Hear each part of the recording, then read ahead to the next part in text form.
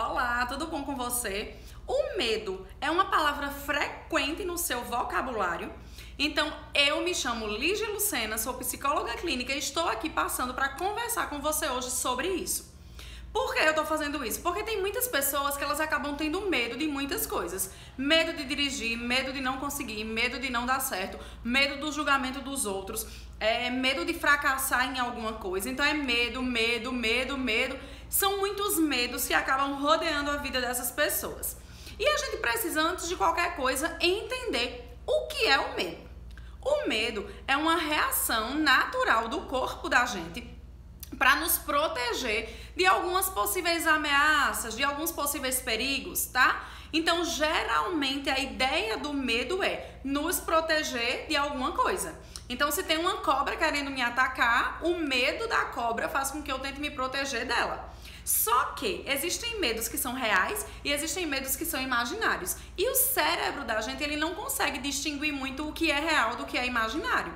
Então, muitas vezes, em muitas situações, se você está com medo de dirigir, por exemplo, a gente tem que começar a procurar o que é que está por trás. Quais os pensamentos que estão por trás? Ah, eu acho que eu vou bater o carro. Ah, eu acho que eu vou estar estancando. Ah, eu tenho medo que as pessoas fiquem vendo e fiquem rindo de mim porque eu não sei fazer aquilo. Então, a ideia do medo é de te proteger. Proteger de um ridículo, proteger de um acidente, proteger de alguma situação. Só que existem medos que a gente tem que passar por um processo de autoconhecimento, né? A gente tem que se conhecer e a gente tem que começar a enxergar até que ponto esse medo é considerado algo saudável ou algo prejudicial na nossa vida.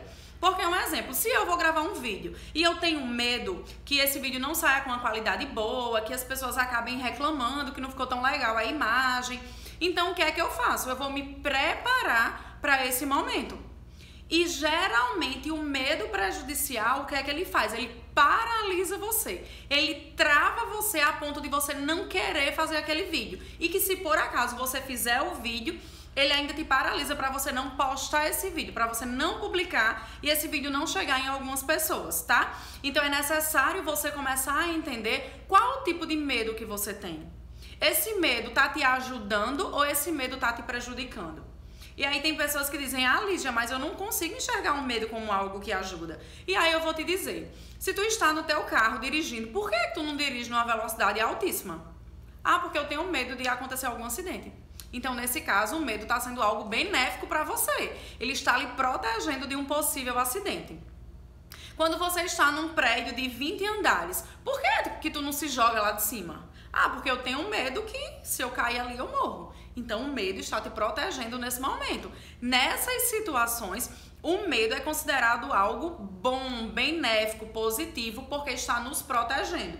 Quando a gente vai atravessar a rua, a gente olha para um lado, a gente olha para o outro lado. E qual é a ideia? Por que a gente faz isso? Porque eu tenho medo que venha um carro, que venha uma moto e bata em mim.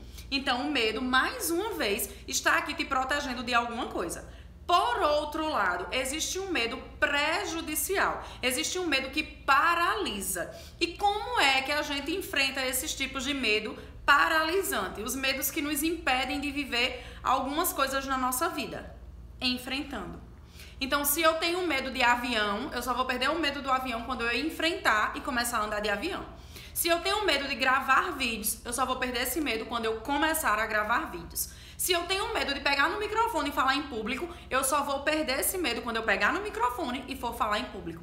Então, a gente só trabalha com medo quando a gente enfrenta ele, quando a gente bate cara a cara com ele e a gente consegue perceber que depois de muito tempo de exposição, aquilo deixa de ser uma ameaça para você.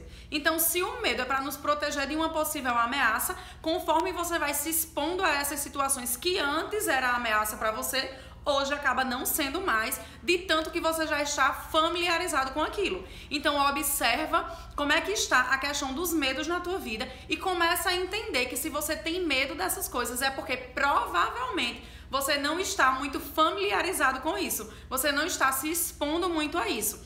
Então, a ideia é exposição. Quanto mais você se expõe àquela situação, menos medo você tende a sentir dela. Por quê? Porque você começa a se familiarizar com aquela situação que antes era uma ameaça e a partir do momento que você começa a conviver mais com aquilo, aquilo deixa de ser uma ameaça.